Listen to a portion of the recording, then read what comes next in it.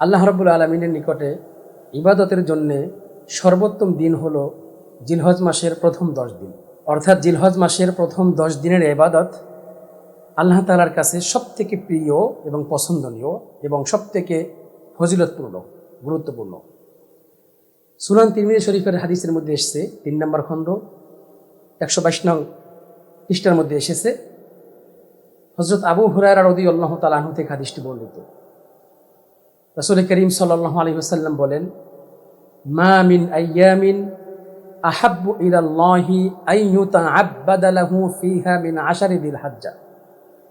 অর্থাৎ আল্লাহ পাক রব্বুল আলামিনের নিকটে ইবাদতের জন্য সর্বোত্তম দিন হচ্ছে জিলহজ মাসের প্রথম 10 দিন। ইয়াদিলু সিয়ামু কুল্লি ইয়াউমিন মিনহা বিসিয়ামি সানাতিন। এই 10 দিনের প্রত্যেক দিনের সওম অর্থাৎ রোজা, এক এক দিনের রোজা বিসিয়ামি সানাতিন, এক এক বছর রোজা রাখার সমতুল্য। সুবহানাল্লাহ।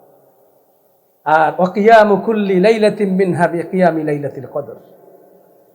রাতের বেলা যে ব্যক্তি ইবাদত করবে এই 10 দিনের মধ্যে, প্রত্যেক রাতের ইবাদত লাইলাতুল কদরের রাতের ইবাদতের সমতুল্য। সুবহানাল্লাহ।